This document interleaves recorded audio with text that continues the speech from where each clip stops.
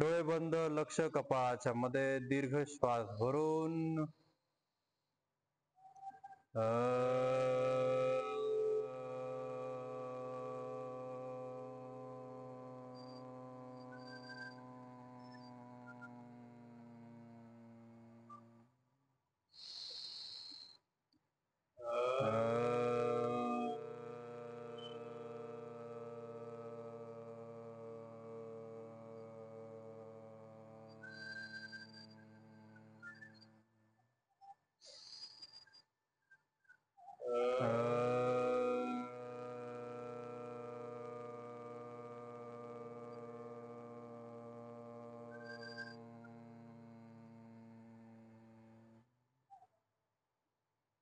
ओम कृष्णाय वासुदेवाय हरे परमात्मने प्रणतः क्लेशनाशाय गोविंदाय नमो नमः।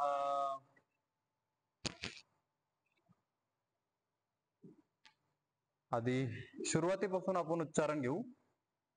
श्लोकच्या पहिला अध्याय पहिला श्लोक स्टार्ट। ओम श्री परमात्मने नमः।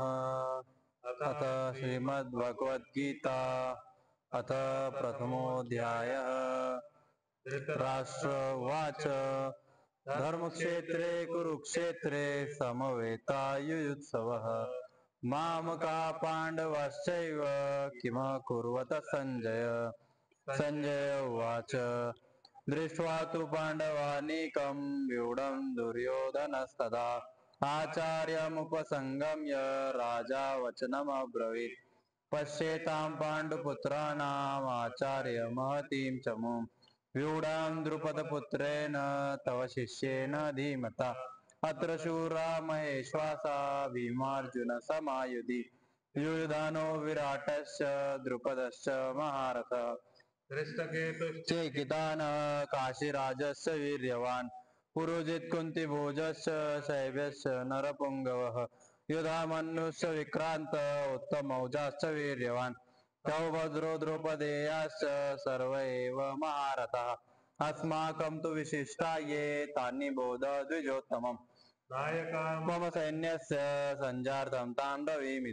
भवान् भीष्मश्च कर्णश्च कृपश्च समितिञ्जयः अश्वत्थामा विकर्णश्च सौमदत्तिस्तथैव च अन्ये च बहवः शूरा मदर्थे त्यक्तजीविताः नानाशस्त्रप्रहरणाः सर्वे यज्ञशारदा अपर्याप्तं तदस्माकं बलं भीष्माभिरक्षितम् पर्याप्तं त्विदमेतेषां बलं भीमाभिरक्षितम् अनयेषु च सर्वेषु यथा वागमवस्थिताः भीष्ममेवाभिरक्षन्तु भवन्तः सर्व एव हि तस्य संजनयन हर्षं वृद्धः पितामहः सिंहनादं विनद्यौच्चैः शङ्खं दद्मौ प्रतापवान् ततः शङ्खाश्च भैर्यश्च प्रणवानकगोमुखाः सहसैवाभिहन्यन्त स शब्दस्तु मूलोऽभवत् तदा श्वेतैर्युक्ते महती स्यन्दने स्थितौ माधवः पाण्डवश्चैव दिव्यौ शङ्खौ प्रदद्मतु पाञ्चजन्य ऋषिकेशो देवदत्तं धनञ्जयः पौण्ड्रं दद्मौ महाशङ्खं भीमकर्मावृकोदरः अनन्तविजयन् राजा कुन्तीपुत्रो युधिष्ठिरः नकुलः सहदेवश्च सुघोषमणिपुष्पको काश्यश्च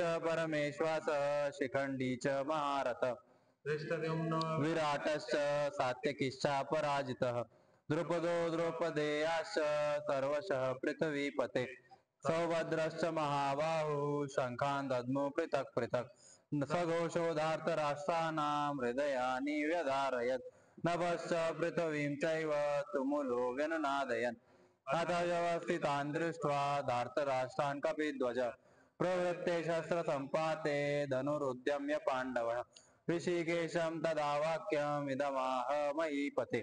अर्जुन उवाच सेनयोरुभयोर्मध्ये रथं स्थापयाम्यच्युत यावदेतान् निरीक्ष्येऽहं योद्धुकामानवस्थितान् तैर्मया सह योद्धव्यम् अस्मिन् रणसमुद्यमे योत्समानानवेक्षेऽहं य एते अत्र समागताः धातराष्ट्रस्य दुर्बुद्धे युद्धे प्रियचिकीर्षवः।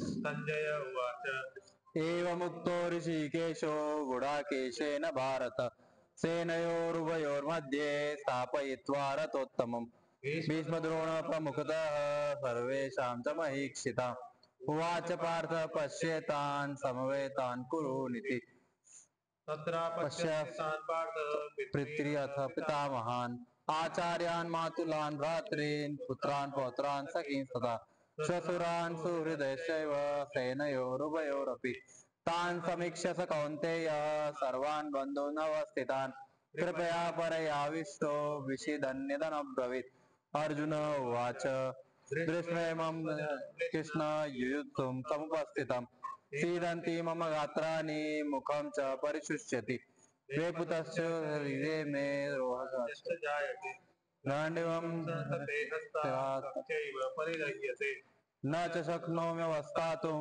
भ्रमतीव च मे मनः निमित्तानि च पश्यामि विपरीतानि केशव न च श्रेयोनुपश्यामि हत्वा स्वजनमाहवे न काङ्क्षे कृष्ण न च राज्यं सुखानि च किं नो राज्येन गोविन्द किं भोगैर्जीवितेन वा येषामर्थे काङ्क्षितं नो राज्यं भोगा सुखानि च तेमैव वस्तुदासते प्राणाः त्यक्त्वा धनानि च.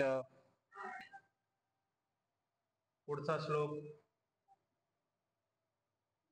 आचार्याः पितरः पुत्राः तथैव च पितामहः मातुलः श्वशुराः पौत्राः श्यालाः संबंधिनस्तथा. त्याच्यात सगळे बहुवचन मध्ये आहे, त्याच्यामुळे प्रत्येक ठिकाणी विसर्ग आलाय. आचार्य हा विसर्ग आलाय, पितरः विसर्ग आलाय, पुत्रा पुत्रा हा शब्द होता विसर्ग. तथैव च पितामहा एकट्या भीष्म पितामहाला म्हणण्यासाठी किंवा भीष्म पितामह सारखे वयांचे त्यांच्या समतुल्य म्हणण्यासाठी. मातुलाः बहुवचन, श्वशुराः बहुवचन, पौत्राः बहुवचन, श्यालाः म्हणजे इथं सगळ्यांचे अर्थ आपल्याला माहिती आहे. आचार्यांचा अर्थ माहिती आहे, सगळे आचार्य द्रोणाचार्य कृपाचार्य जेवढे पण. पितरः म्हणजे आपले दादा, अर्जुनाचे दादा वगैरे. पुत्राः अर्जुनाचे पुत्र किंवा दुर्योधन वगैरे युधिष्ठिर वगैरेचे पुत्र. तथैव च पितामहा भीष्म पितामहाचे समतुल्य वयाचे जेवढे सैनिक असतील, सेनापती असतील तेवढे. मातुलाः म्हणजे मामा, श्वशुराः म्हणजे ससुरजी आपले सासरे. पौत्राः पुत्रांचे पण पुत्र, अर्जुनाचे पुत्रांचे पण पुत्र. म्हणजे एवढे अर्जुनाचं वय किती असेल हे अंदाज तुम्ही लावू शकता की त्याच्या पुत्राचा पुत्र पण युद्धामध्ये लढतोय. 14-16 वर्षाचा तर असा होतो. श्यालाः म्हणजे साले मेवणे, श्यालाः मेवणे नवीन शब्द. संबंधी नसतात अजून जे नातेवाईक असतील ते सगळे. तर ह्यामध्ये फक्त संबंधींचे नाव आहे, त्यामध्ये समजवण्यासारखं काही नाही. तर श्लोक उच्चारण एकदा मी करून दाखवतो, मग नंतर आपण तोडून करूया. आचार्य पितरः पुत्रास, इथं पहिला पाच सांगतो. पुत्रास असं म्हणायचं. तथैव च पितामहाः, ठीक आहे. पुत्रास पर्यंत पहिला पाद. दुसरा पाद तथैव च पितामहाः. मातुलाः श्वशुराः पौत्राः, इथं सगळीकडे विसर्ग आहे, तर थोडा थोडा आहाचा उच्चारण घ्या. मातुलाः श्वशुराः पौत्राः, इथं तिसरा पाद सांगतो. श्यालाः संबंधिनस्तथा, श्यालाः संबंधिनस्तथा, संबंधिनः तथा. संबंधिनः हा बहुवचन मध्ये आहे. आचार्यः पितरः पुत्राः, आचार्यः पितरः पुत्राः तथैव च पितामहः, तथैव च पितामहः. मातुलः श्वशुराः पौत्राः, मातुलः श्वशुरः पौत्राः, श्यालाः संबंधिनस्तथा. शालाः संबंधिनस्तथा. आता बिना विसर्गचं पण उच्चारण करू शकतो, तर जरा श्लोक मध्ये स्पष्टता येईल आणि लय पण बनतो. पण विसर्ग विसरायचा नाही आपल्याला, त्याच्यामुळे आपण तसं उच्चारण करतो. सगळे एकत्र सोबत म्हणूया. आचार्यः पितरः पुत्राः तथैव च पितामहः. मातुलः श्वशुरः पौत्रः शालाः सम्बन्धिनस्तथा आचार्यः पितरः पुत्रः तथैव च पितामहः मातुलः श्वशुरः पौत्रः शालाः सम्बन्धिनस्तथा.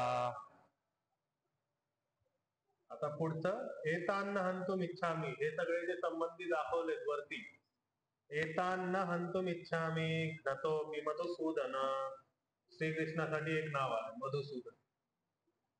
अपि त्रैलोक्य राज्यस्य हेतोः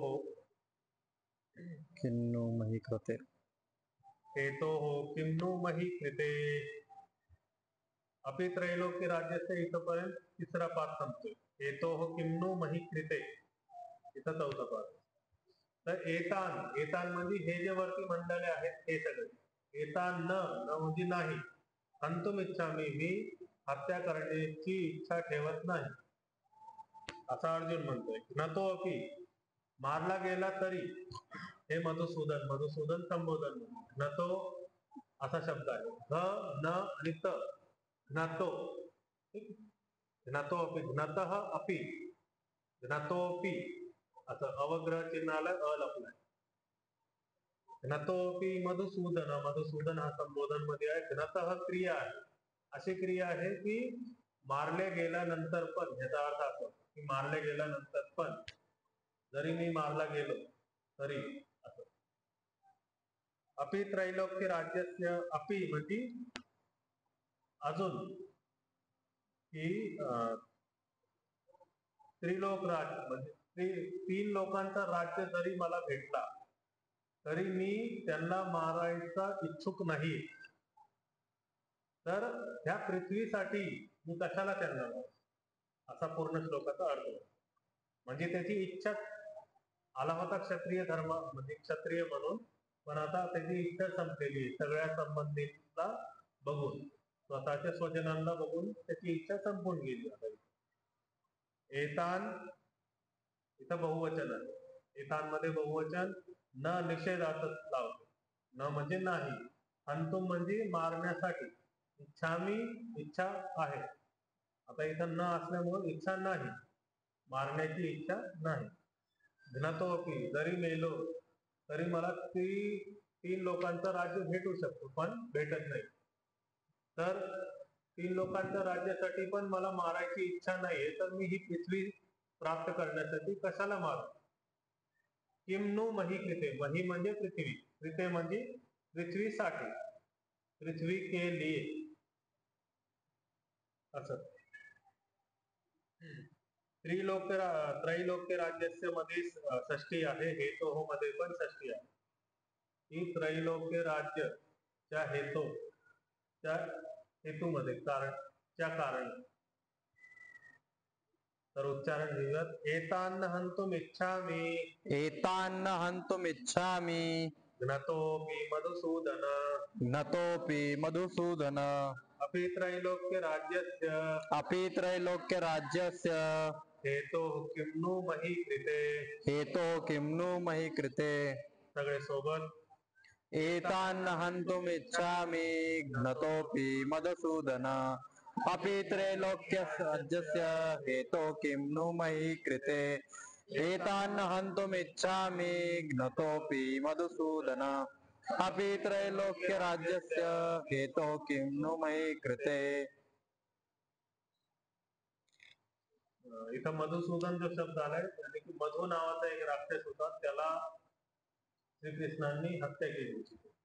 तर त्यासाठी मधुसूदन श्रीकृष्णांचा एक पर्याय होता. आणि मधुसूदनचा अजून एक अर्थ असतो की आपल्या भक्तांचा जो पुण्य पाप कर्म आहे तो सगळा विनाश करून देतात श्रीकृष्णजी. त्याच्यामुळे श्रीकृष्णजी एवढे फेमस आहे सगळ्या देवतांना, की ते भक्तांचे पाप त्यांच्याजवळ ठेवत नाही, ते नाश करून देतात. पुढचा श्लोक. निहत्य धार्त राष्ट्रान्नः का प्रीतिः त्याचनार्दन, पापमेवाश्रयेतस्मान् हत्वैतानाततायिनः. तर निहत्य, निश्चित प्रकारे हत्या करून निहत्य, नी उपसर्ग आलाय त्याच्यामुळं हत्वा शब्द असायचा होता, पण तो हत्य शब्द झाला. ठीक आहे, थोडस व्याकरणचे सूत्र लागतात त्याच्यामध्ये. तर निहत्य म्हणजे निश्चित प्रकारे मारून, धार्तराष्ट्रांच्या पुत्रांना निश्चित प्रकारे मारून. नह आम्हाला, नह म्हणजे आम्हाला, का प्रीतीही आम्हाला काय, का म्हणजे काय, प्रीतीही कशा प्रकारची प्रीती, त्यात होणार आहे. कशा प्रकारची म्हणजे धृतराष्ट्राचे पुत्रांना मारून आम्हाला कशा प्रकारची प्रीती होणार आहे, हे जनार्दन असं सांगा आम्हाला. पापम एव आश्रये, की पापचे भागीदारच होणार आहेत आम्ही. पापम एव, पापचे भागीदारच होणार आहेत, आश्रये होणार आहेत. अस्मान, अस्मान हत्वा हत्वैतानात्ताईन, की आम्ही सगळे पापचे भागीदार होणार आहेत. त्यांना सगळ्यांना, ते जे आमच्या समोर आतताई आले, आतताई व्याकरण दृष्ट्या जर म्हणलं की आपल्या समोर येणारा शत्रू, त्याला आपण आतताई म्हणतो. जसं बॉर्डरच्या बाहेरून कुणीतरी विदेशातला आपल्या बॉर्डर मध्ये घुसून आपल्याला मारतो, तेव्हा त्याला आपण आतताई, आक्रांती म्हणतो आपण. तसं आतताई शब्द आहे, की ते समोर येतं, आमची सगळी जागा हडपली त्यांनी आणि ते आता आमच्यावरती पूर्ण कब्जा करू राहिले, त्याच्यामुळे त्यांना आतताई असा शब्द येतो. तर आतताई ना इथं बहुवचन आहे. धार्तराष्ट्रान इथं पण बहुवचन आहे. कर्म आहे, की धार्तराष्ट्रांचे पुत्र, धृतराष्ट्राचे पुत्र, हे कर्म. निहत्य क्रिया, प्रीती ही म्हणजे आम्हाला कशा प्रकारची प्रीती, सुख वगैरे होणार, प्रसन्नता होणार. त्याग क्रिया, जनार्दन, तिथं जनार्दन अजून श्रीकृष्णाला संबोधन दिलंय, म्हणजे असे मनुष्य ज्यांची सगळे अर्चना करतात, असे श्रीकृष्ण ज्यांची सगळे अर्चना करतात. पापम एव आश्रयेत, परत एक क्रिया, पापम एव आश्रयेत अस्मान, इथपर्यंत तिसरा पाद आहे. पापम एव आश्रयेत अस्मान. त्याच्यानंतर हत्वा एतान, हत्वा शब्द आहे, एतान शब्द आहे. वा आकार आणि एकार मिळून ऐकार बनतात. सामान्य संधी आहे, आकार आणि एकार मिळून ऐ बनतात. तर हत्वैतान, हत्वैतान इथं न अर्धा आहे, आतताई न, पुढं आकार जोडलाय त्याच्यामुळे न सोबत आ पण दिसतो. हत्वैतान आतताई न, असं. ठीक आहे. निहत्य धार्त राष्ट्रान इथपर्यंत पहिला पाद आहे. का प्रीती त्याच्या नार्दन, दुसरा पाद. पापमेवाश्रयेदस्मान, तिसरा पाद. हत्वैतानातताईनः, चौथा पाद आहे.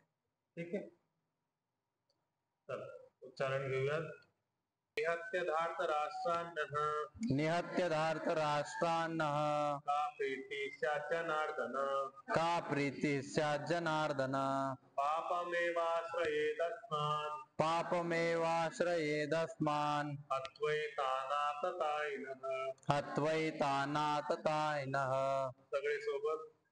निहत्य धार्तराष्ट्रान्नः, का प्रीतिश्च जनार्दनः, पापमेवाश्रयेदस्मान्, हत्वैतानातितानिनः. निहत्य धार्तराष्ट्रान्नः, का प्रीतिश्च जनार्दनः, पापमेवाश्रयेदस्मान्, हत्वैतानातितानिनः. शेवटचं. तस्मान्नार्हा वयं हन्तुं धार्तराष्ट्रान् स्वबान्धवान्, स्वजनं हि कथं हत्वा सुखिनः स्याम माधव. सुखिनः स्याम माधव. सुखिनः स्याम माधव. तस्मान न अर्हा, म्हणजे त्या कारणामुळे, पुढं 2-3 कारण दाखवले की ह्या कारणामुळे, की आम्हाला पाप होणार आहे आणि आम्हाला पृथ्वीचं पण काही इच्छा नाही. ह्या 2-3 कारणामुळं, तस्मात त्या कारणामुळं, न अर्हा, तस्मात न अर्हा असे 3 शब्द आहेत. तस्मात न अर्हा. वयम न अर्हा म्हणजे आम्ही योग्य नाहीये, त्या कारणामुळं आम्ही योग्य नाहीये. वयम आम्ही, हंतुम मारण्याच्या योग्य नाहीये. धार्त राष्ट्रांसो बांधवान, कुणाला मारण्याचे योग्य नाही तर धार्त राष्ट्र, धृतराष्ट्र ते सगळे पुत्र पौत्र आणि आमच्या सगळे जे नातेवाईक आहेत, मामा चाचा आचार्य वगैरे, त्यांना आम्ही मारण्याचे इच्छुक नाही. पाठीमागचे जे 2-3 कारण दिले त्यांच्यामुळे. स्वजनम ही कथम हत्वा, स्वजनांना कसं, स्वजनांना असं जोडतंय, स्वजनांना कथम कसं, हत्वा मारून, आम्ही सुखीना होऊ. हे माधव आम्ही सुखी होऊ. सुखीना श्याम सुखी होऊ, श्याम म्हणजे होऊ, असं आम्ही होऊ सुखी होऊ. हे माधव, माधव परत श्रीकृष्णाला अजून एक पर्यायवाची शब्द.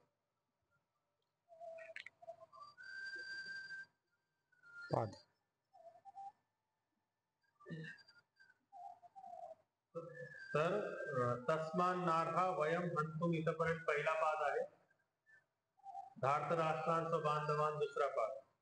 स्वजनम ही कथम हत्वा तिसरा पाद.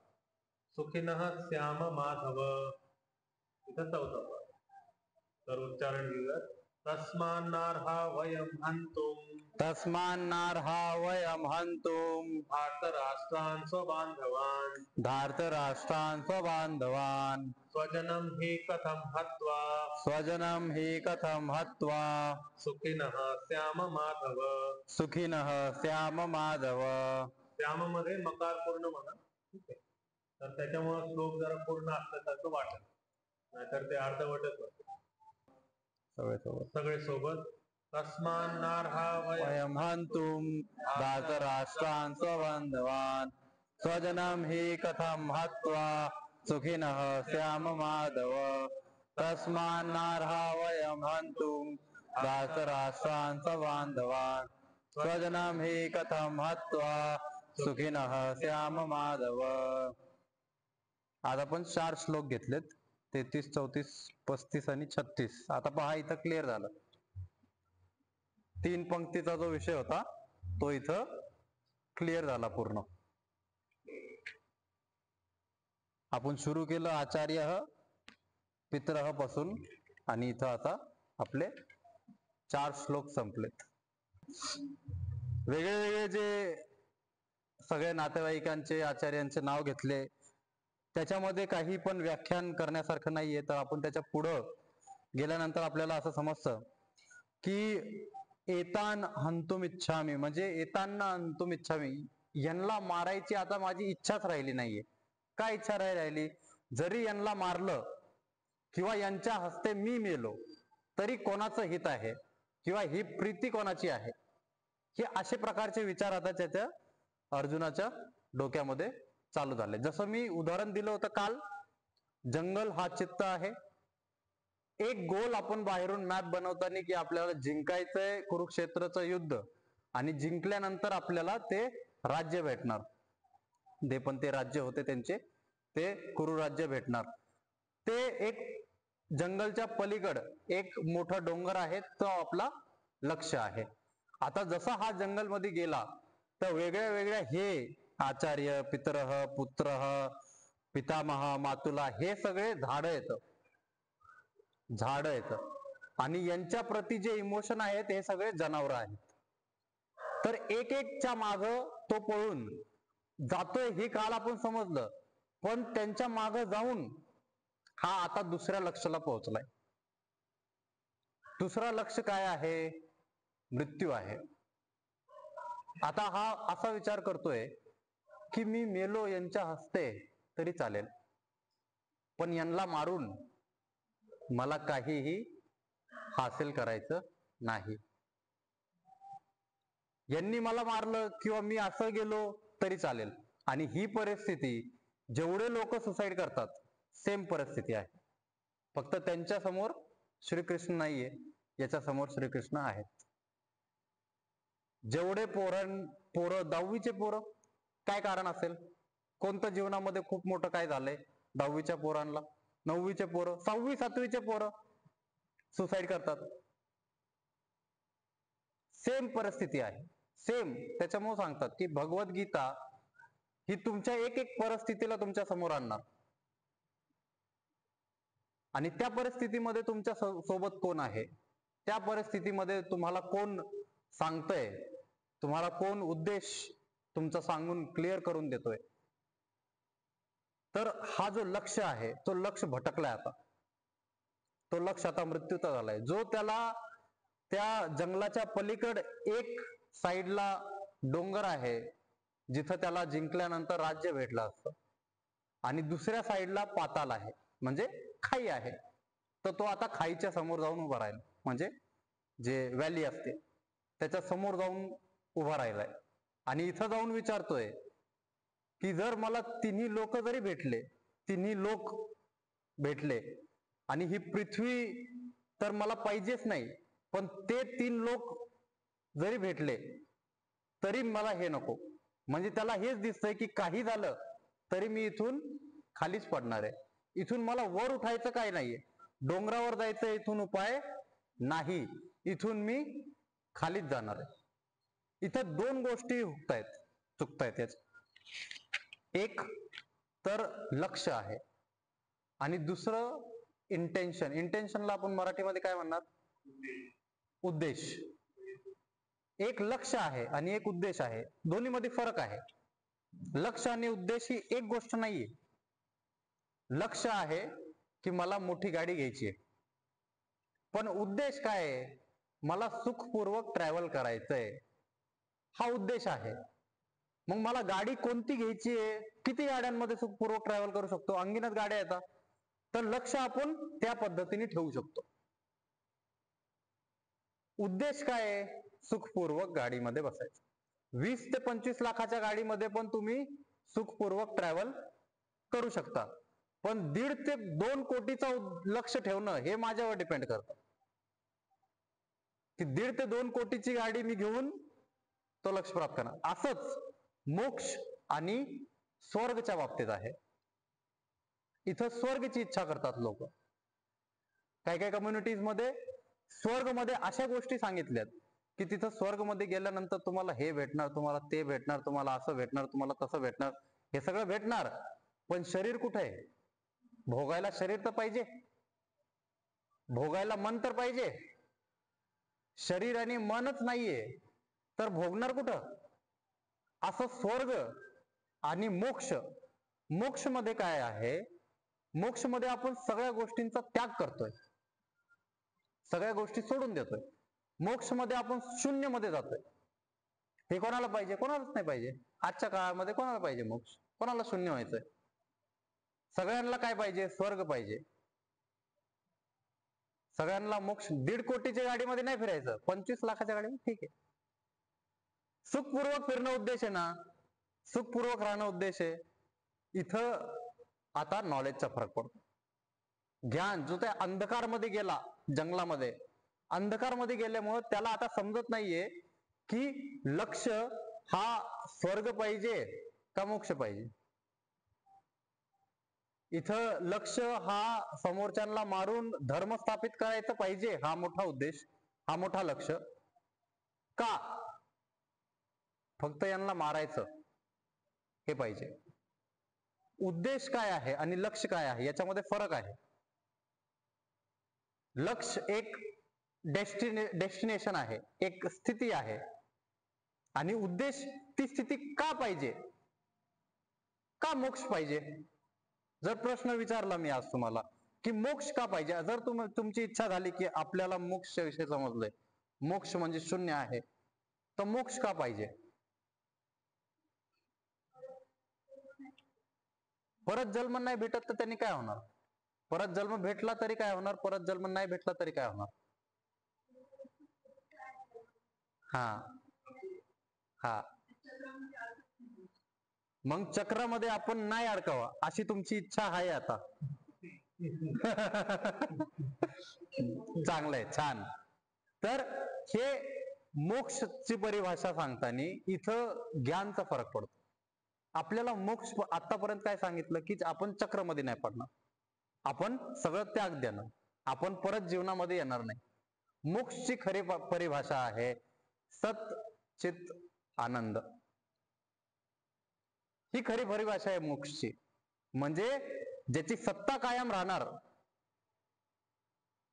ज्याचं चित्त एकदम शुद्ध राहणार, सत चित शुद्ध राहणार, आनंदी राहणार. आता असं कोणाला पाहिजे? सगळ्यांनाच पाहिजे.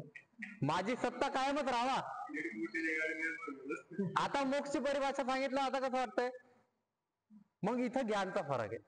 त्याला मेन म्हणजे धर्माचा जो मेन नॉलेज आहे तो कमी पडला होता, असं नाही नव्हता, पण जंगलाच्या आतमध्ये गेल्यानंतर अंधार पडला. तुम्हाला हे माहित नव्हतं का सच्चिदानंद? माहित होतं, पण अंधारामध्ये असल्यामुळं तो आता उभरून वर नाही आला. तो कायम वर राहण्यासाठी आपल्याला कायम ह्या मार्गाला राहायला पाहिजे. मग आता मी सांगितलं की सच्चित आनंद आहे मोक्ष. तर सत्ता कायम राहणार माझी. सत्ता कायम राहिली तर आपण एकदम मस्त आहे. माझं चित्त शुद्ध आहे, आपण एकदम मस्त आहे. मी आनंदी आहे, अजून काय पाहिजे? हे मोक्ष आहे. आणि ते तर तुम्ही सांगितलं, हे तर प्रचलितच आहे सगळीकडे. हे वरचं हे बेसिक नॉलेज आहे की फिरून येत नाही, परत जन्म घेत नाही. आपण डिप्रेशनचा नाही मेसेज देत की आपल्याला परत ह्या जीवनामध्ये नको. कृष्ण काय म्हणतात? कृष्ण म्हणतात का मी परत नाही येणार इकडं? कृष्ण म्हणतात? नाही म्हणत. कृष्ण म्हणतात मी परत परत येणार आणि परत परत धर्मात स्थापन करणार. मग ते मोक्षची इच्छा नाही करत का? ते स्वतःच मोक्ष मध्ये येतं. मग आपण मोक्ष मध्ये राहून आपली सत्ता कायम ठेवून इथं पुढं आहे न च संन्यासनादेवम सिद्धीम समदे गच्छति. म्हणजे जर तुम्ही सगळं सोडलं, सगळं त्याग केलं आणि पूर्णपणे सगळ्या गोष्टी सोडल्या आणि परत तुम्ही ह्या चक्रामध्ये नाही पडले, तरी ही उत्तम नाहीये. ही पुढं सांगितलंय. काय होतं त्या काळामध्ये? असं प्रचलित होतं की लोक संन्यासी बनून जायचे, कर्म नाही करायचे, काहीतरी कर्मकांड करायचे, म्हणजे हवन करायचे. मुलगा पैदा करायचा, हवन करा. पाऊस आणायचा, हवन करा. काही करायचं, हवन करा. काही उत्पन्न करायचं, शेती करायची, हवन करा. घोडे आणायचे, हवन करा. युद्ध करायचं, हवन करा. काही करायचं तर हवन करा. हा कर्मकांड चालू झाला होता त्या काळामध्ये. आणि त्याच्यामुळे सगळे पळत होते संन्यासीकडं. जसं आज जर पॉलिटिशियन खूप पॉवरफुल दाखवलं जातो, तर सगळ्यांना काय करायचंय? कार्यकर्ता बनायचंय. सगळ्यांना काय करायचंय? MLA MP. सगळ्यांना काय करायचं? त्याच मार्गे जायचंय. का? तिथं त्यांना दिसतंय तसं. तसं त्या काळामध्ये होतं की कोणी पण यांना खूप महत्व द्यायचं, संन्यासांना. आता आजच्या काळात संन्यासांना महत्व आहे का? नाही. मग आजच्या काळात कोणी संन्यासी बनायचा प्रयत्न करतो का? नाही का? त्या काळात करायचे. कृष्णाने तिथं त्यांची मानसिकता तोडून टाकली की तुम्ही अकर्मण्य बनून काही कर्म नाही करणार आणि फक्त हवन करणार आणि सगळं होऊन जाणार. ह्या पद्धतीने जीवन जगण्याचा काही अर्थ नाही. कर्म करा, चांगले कर्म करा, धर्म स्थापित करा, हाच त्यांचा उद्देश होता. इथं अजून एक गोष्ट मध्ये अडकलं जात आहे की सत्य काय आणि असत्य काय, की खरं काय आणि खोटं काय. तुम्ही मला सांगितलं की तुमचा सिनियर तुमच्यावर जास्त लोड देतोय, ठीक आहे, पण तो खरा आहे का तुम्ही खरे आहेत? हे कोण डिसाईड करणार? तुम्ही म्हणताय मी बरोबर आहे, तो म्हणतोय मी बरोबर आहे, मग बरोबर कोण आहे? इथं सत्य काय आहे आणि असत्य काय आहे? सत्याची परिभाषा करताना असं सांगितलं जातं, सत इति सत्य. म्हणजे हेच, ज्याची सत्ता कायम आहे ती सत्य आहे. मग कशाची सत्य कायम आहे? कोणती अशी वस्तू आहे इथं मला सांगा, किंवा कोणता अशी गोष्ट आहे, एक कोणतीही अशी गोष्ट जी कायम राहणार? नाही, नाही, कायम राहतच नाही. ही पृथ्वी संपून जाणार आहे, पृथ्वी कायम नाहीये. तर कायम म्हणजे कायम, कायम म्हणजे कायम. ही पृथ्वीच नाही राहणार तर नाव कुठं राहणार? सूर्यच नाही राहणार आहे एक काळानंतर, तर मग कोणाचं नाव राहणार? कोणतं त्रेतायुगन, कोणतं द्वापरयुगन, कोणतं कळयुग? तर सतची परिभाषा, सत्याची परिभाषा करताना असं सांगतात की ज्याची कायम सत्ता आहे तीच सत्य आहे, बाकी सगळं असत्य आहे. मग तुम्ही जे म्हणताय ते पण असत्य आहे आणि ते जे म्हणताय ते पण असत्य आहे. ज्याची सत्ता नाही, जी गोष्ट कायम राहणार तीच सत्य आहे.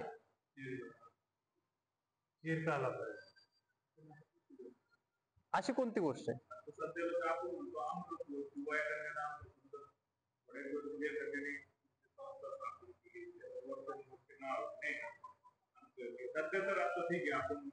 हा, पण नाही, ते काळाची सीमित आहे ना, काळ सीमित आहे तिथं. तर सत्य हे फक्त एकच गोष्ट आहे आणि ती आहे अनंत चेतना शक्ती, ज्याला कृष्णा कॉन्शियसनेस म्हणतो, ज्याला कॉन्शियसनेस म्हणतो. ही अनंत शक्ती आहे. ही शक्ती कायम राहणार. एकच शक्ती आहे जी कायम राहू शकते. जी गोष्ट कायम राहू शकते ती एकच असू शकते, ती दोन नाही असू शकत. दोन गोष्टी कायम नाही राहू शकत. हे समजण्यासाठी आपण पुढे याला अजून डीप मध्ये, ज्यावेळेस आपण अद्वैतवाद, द्वैतवाद आणि त्रैतवादच्या विषय येईल, म्हणजे तीन वेगळे वेगळे, ज्यावेळेस तुम्ही अध्यात्माच्या चांगल्या स्टेजवर जाता आणि तुमचं आता अशी आहे की तुम्ही दुसऱ्यांसोबत तुम्ही तिथं डिबेट करू शकता अध्यात्माच्या विषयी, त्या लेवलला तीन वाद आहेत: अद्वैतवाद, द्वैतवाद आणि त्रैतवाद.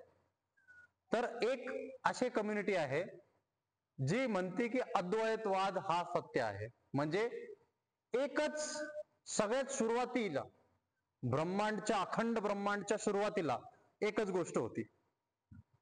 मग द्वैतवाद आहे की एक नाही, दोन गोष्टी होत्या, एक आत्मा आणि एक प्रकृती. दोनच गोष्टी आहेत, एक आत्मा तीच परमात्मा आहे आणि एक प्रकृती आहे. हे द्वैतवाद. आणि त्रैतवाद आत्मा, परमात्मा, प्रकृती, अशा तीन गोष्टी अनादी कालापासून आहे. आणि अद्वैतवादवाले आदिशंकराचार्यांचे जे वंशज आहेत, किंवा ते जे सांगतात, आदिशंकराचार्यांनी जे सांगितलं, आज त्यांची हे आहे, जन्मदिवस आहे, तर ते जे सांगतात अद्वैतवाद, ते सांगतात एकच सत्ता आहे, एकच आहे कॉन्शियसनेस. ते म्हणतात की दगडामध्ये पण कॉन्शियसनेस आहे, लोखंडामध्ये पण आहे, लाकडामध्ये पण आहे, सगळीकडे आहे, कायम आहे, आणि तीच सुरुवातीला होती, तीच अनंत काळासाठी राहणार. असे हे तिन्ही गोष्टींना आपण पुढे अजून डिटेलमध्ये एक्सप्लेन करू. इथं जो विषय आहे तो सत्य आणि असत्याचा विषय आहे. तर सत्य काय आहे? आपण सध्यासाठी कॉन्शियसनेस, चेतना शक्ती, ही फक्त सत्य आहे. तर तुमची चेतना शक्ती वेगळी असल्यामुळं आणि तुमची चेतना शक्ती वेगळी असल्यामुळं तुमचा सत्य वेगळा आहे आणि तुमचा सत्य वेगळा आहे. तर हे दोघं जे बोलताय, सिनियर आणि ज्युनियर, की मी बरोबर आहे, मी बरोबर आहे, तर दोघं खरे पण आहेत आणि वरच्या दृष्टीने पाहिलं तर दोघं असत्य पण आहेत. तर इथं कसं निर्णय करणार अर्जुन की काय सत्य आहे आणि काय असत्य आहे, काय बरोबर आहे आणि काय चुकीचं आहे, कोणत्या मार्गेला जावा आणि कोणत्या मार्गेला थांबावा, नाही जावा, हे डिसाईड करणं इथं अवघड झालेलं आहे अर्जुनला. या परिस्थितीमध्ये आता तुमच्या डोक्यामध्ये जे प्रश्न चालू आहेत की मग काय खरं आहे आणि काय खोटं आहे, याच प्रश्नामध्ये हा अडकलाय आणि त्याच्यामुळे याला वाटतंय की मृत्यू माझी झाली किंवा कोणाची झाली, याच्यामध्ये कोणाचंही श्रेय नाही.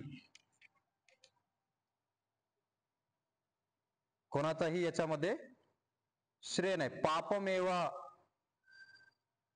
पापमेव आश्रयेत. आणि याच्यामध्ये कुठंही काही केलं तरी पापच लागणार. चांगली गोष्टच नाहीये इथं काहीच. कितीही काही केलं तरी चुकीचंच आहे, पापच आहे.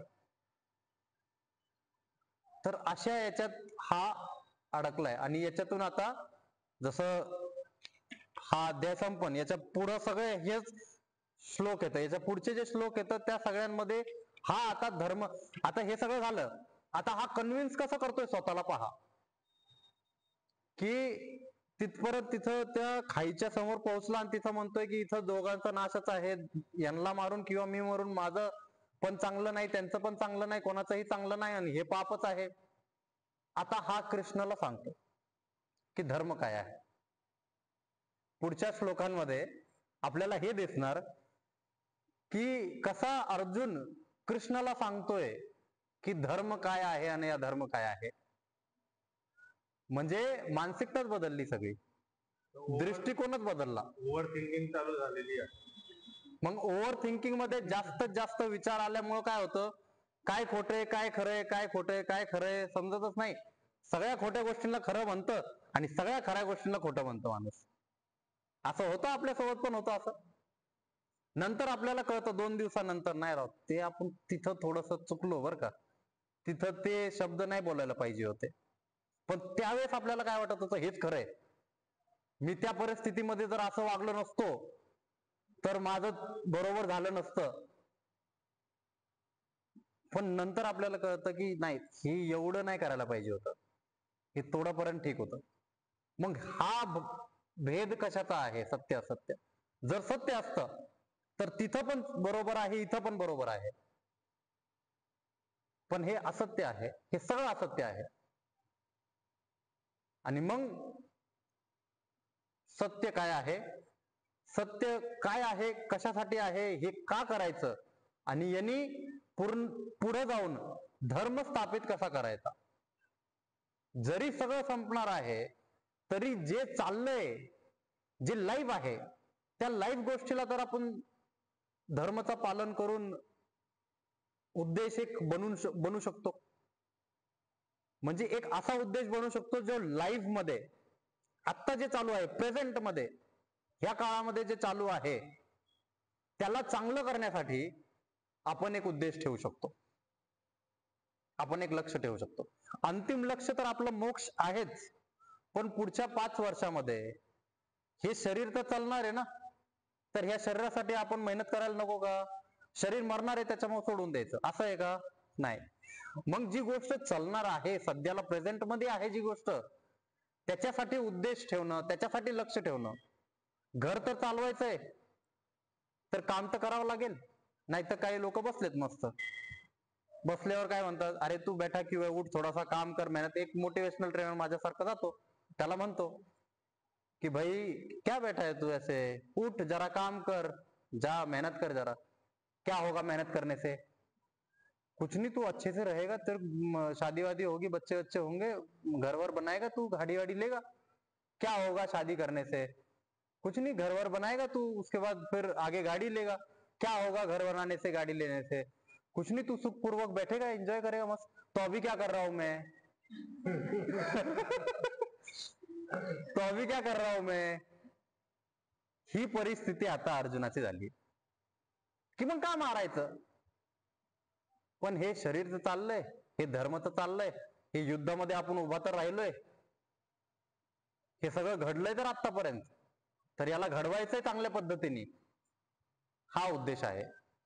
हा छोटे लक्ष आहेत, हे छोटे लक्ष आहेत की जे चाललंय, जे शरीर चाललंय, जे घर चाललंय, जे पोरं चालले, जे परिवार चाललाय, जो समाज चाललाय, जो देश चाललाय, जो राज्य चाललाय, त्याला आपण चांगल्या पद्धतीने चालवावा, हा उद्देश आहे.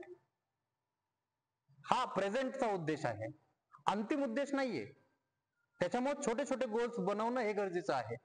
3 महिन्याचे गोल, 6 महिन्याचे, 1 वर्षाचे, 5 वर्षाचे, 10 वर्षाचे, 15 वर्षाचे गोल्स बनवणं, उद्देश बनवणं. लक्ष बनवणं गरजेचं आहे. दीर्घ श्वास भरून